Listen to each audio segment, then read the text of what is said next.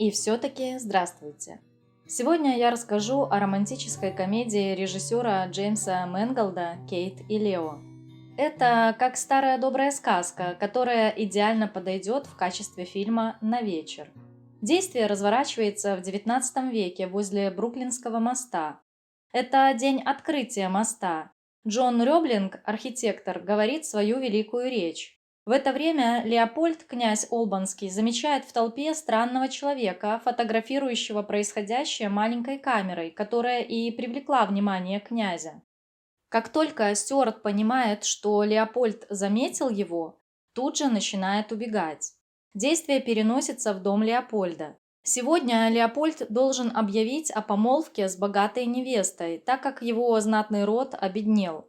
Дядя Леопольда настаивает на этом. Но во время танца Леопольд снова замечает Стюарта и идет за ним. Стюарт разглядывает с интересом технические наработки и изобретения Леопольда. Леопольд заводит монолог, потому что Стюарт от неожиданности не может выговорить ни слова. Затем Стюарт убегает. Леопольд бежит за ним и внизу, у лестницы, сталкивается с девушкой, которая одета не так, как все. Продолжая погоню за Стюартом, Леопольд оказывается на Бруклинском мосту. Видя, что Стюарт скоро сорвется и упадет вниз, Леопольд хватает его за руку, рискуя своей жизнью. Стюарт уговаривает его отпустить и даже брызгает перцовкой Леопольду в глаза. В итоге они вместе падают с моста в будущее. Нью-Йорк, наши дни. Кейт поднимается на лифте. Как вдруг лифт застревает между этажами. Кое-как выбравшись из лифта, зайдя домой, Кейт слышит странные звуки, которые доносятся этажом выше. Что-то происходит в квартире Стюарта.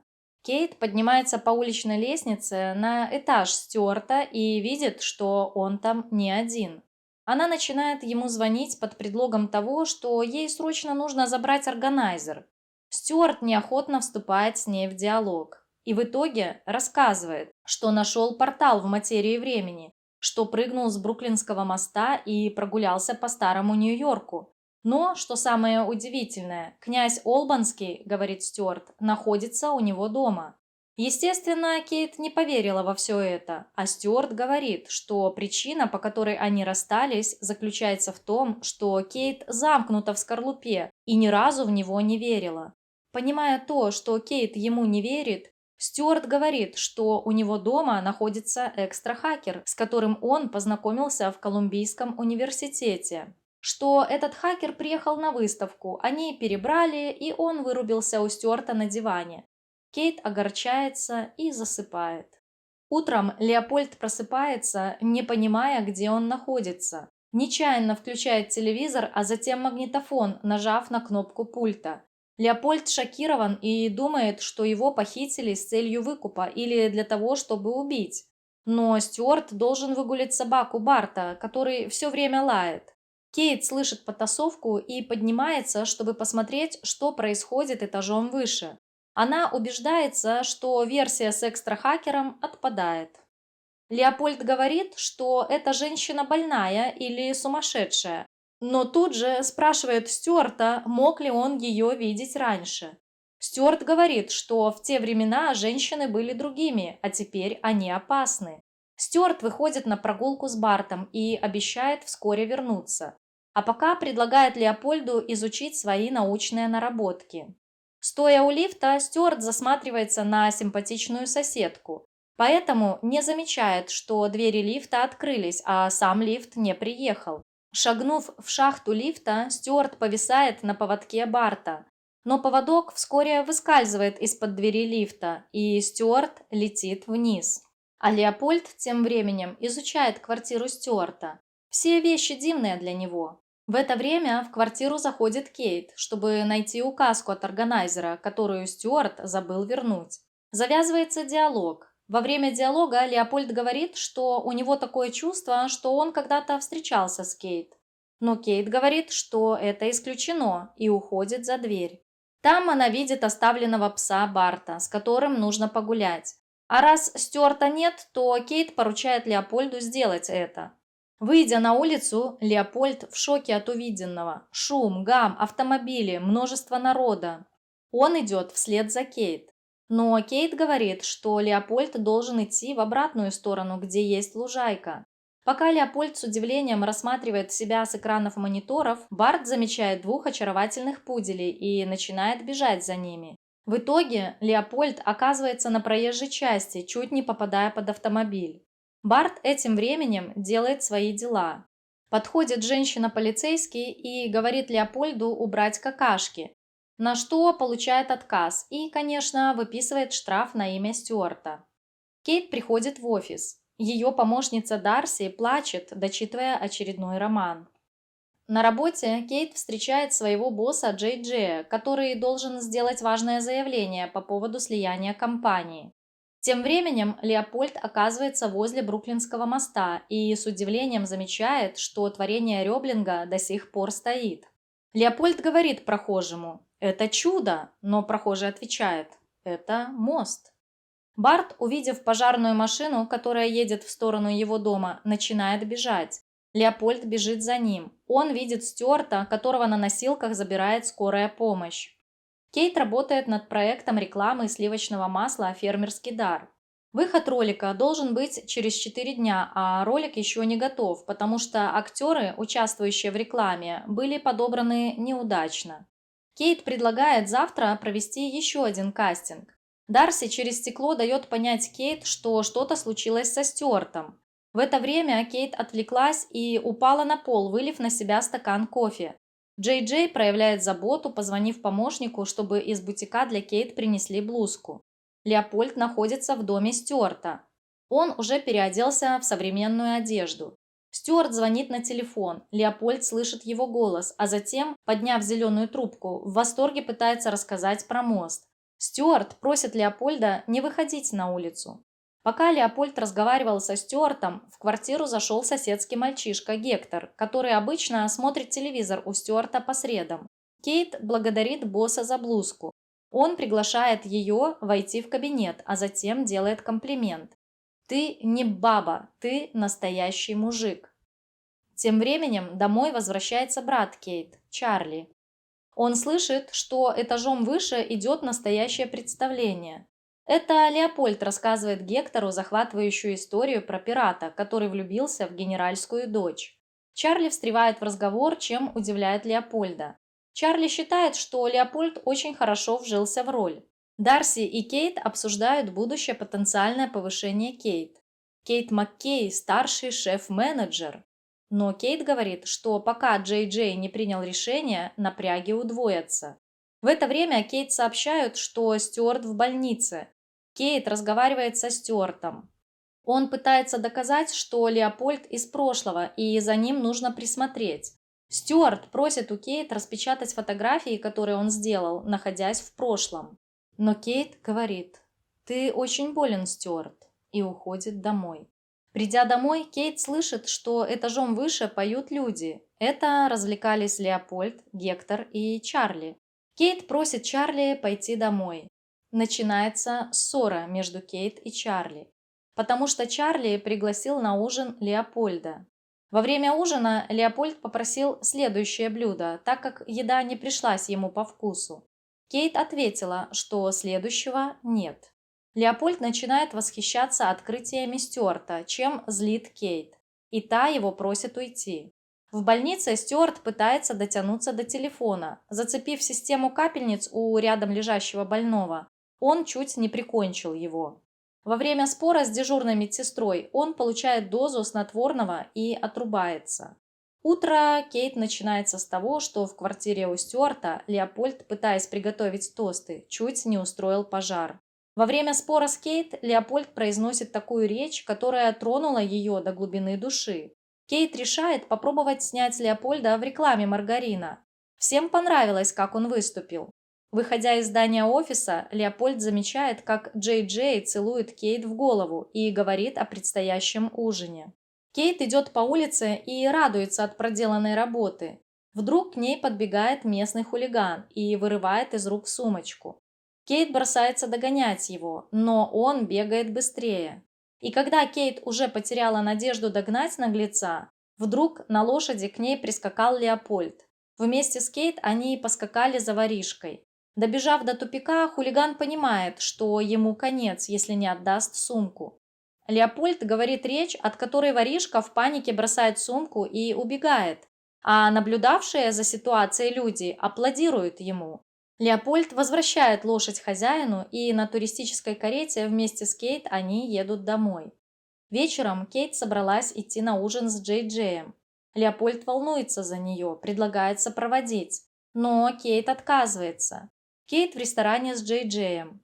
Джей Джея интересует вопрос, спит ли Кейт с Лео. Беспардонность – второе имя Джей Джея. Леопольд и Чарли приходят в бар, где отдыхает с друзьями Патрис, девушка, которая очень нравится Чарли. Но Чарли себя ведет, мягко говоря, не очень. Кейт и Джей Джей рассматривают фотографии. Джей Джей намекает на то, что он хочет, чтобы Кейт приехала в гости в его новый особняк на выходные. И как бы невзначай говорит, что Кейт будет шеф-менеджером. Когда Кейт пытается уточнить про повышение, Джей Джей спрыгивает с темы. Чарли в баре ведет себя как клоун, чем, естественно, отталкивает Патрис.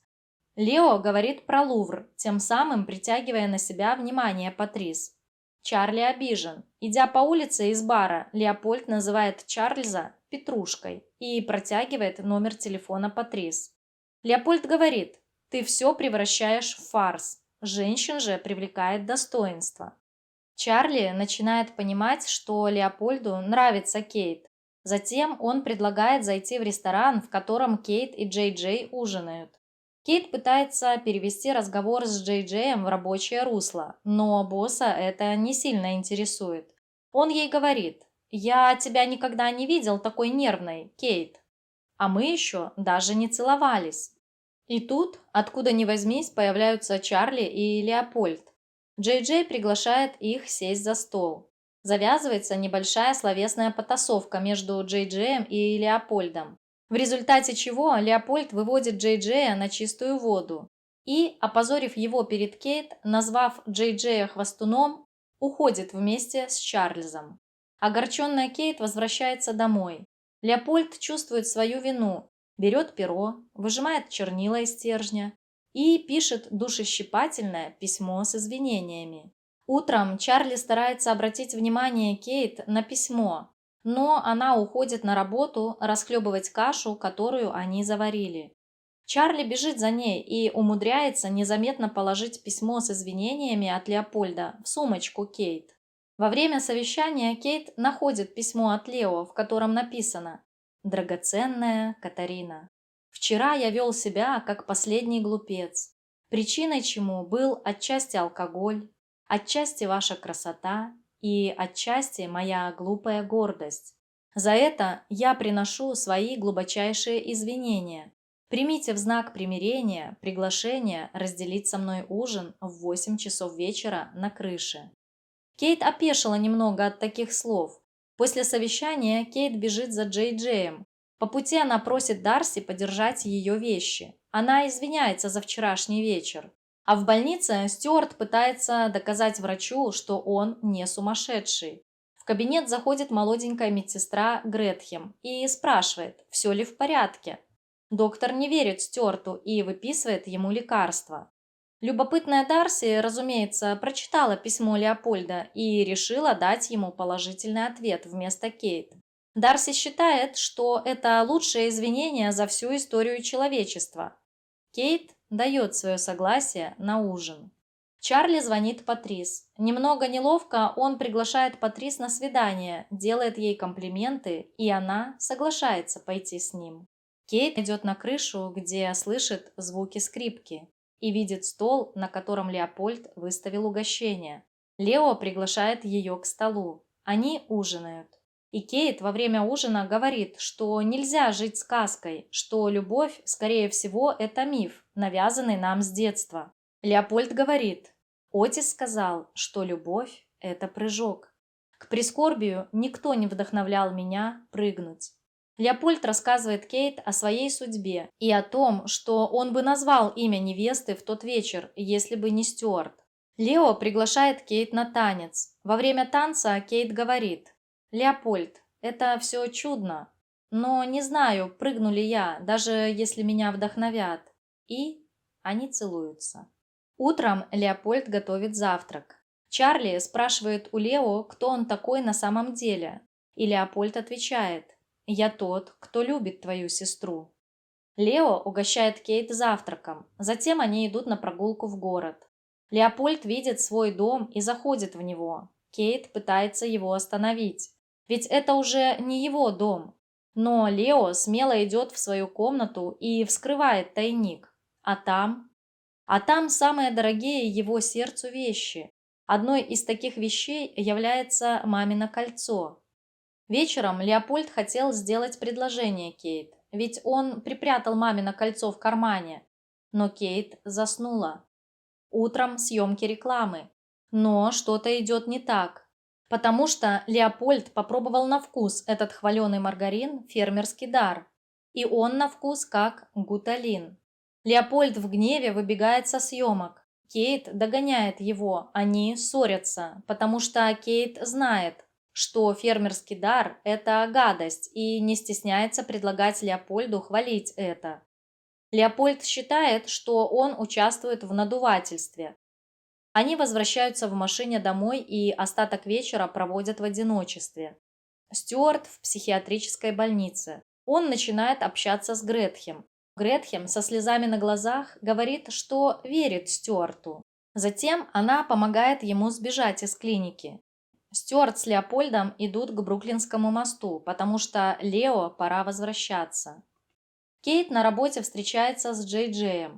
Он сообщает ей, что уезжает в Англию и принял решение, что шеф-менеджером в Нью-Йорке будет Кейт. К Стюарту приходит Чарли и начинает рассматривать фотографии из прошлого, которые распечатал Стюарт. Как вдруг замечает на одной фотографии что-то странное. Кейт приезжает в тот самый дом, в котором они уже были с Леопольдом.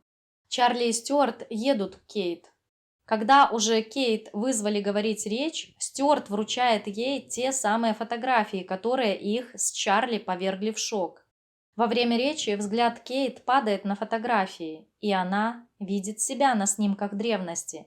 Понимая все, она убегает с трибуны, оставив всех гостей ошарашенными. Вместе с Чарли и Стюартом они добираются на мост. Самое страшное – это пройти по балке. Тогда Кейт пересиливает себя и идет, а затем прыгает и исчезает. Кейт бежит по старым улицам Нью-Йорка в тот самый дом. На пороге ее не очень хотят пропускать, но, к счастью, подходит Отис. В это время Леопольд просит поднять бокалы за его будущую невесту. Будущую княгиню Олбанскую Кейт Маккей из рода Маккеев, из Диснейленда. Леопольд и Кейт целуются на глазах ошарашенной публики. Затем следует танец любви. Заметки, конфетки. Хью Джекман перед съемками фильма брал уроки этикета у эксперта Джейна Гибсона. Специально для фильма Хью изучал бальные танцы и верховую езду. Хью Джекман и Лиев Шрейбер позже сыграют сводных братьев и смертельных врагов Росомахи и Саблезубых. Изначально роль Кейт должна была сыграть Сандра Буллок. И все-таки благодарю за просмотр.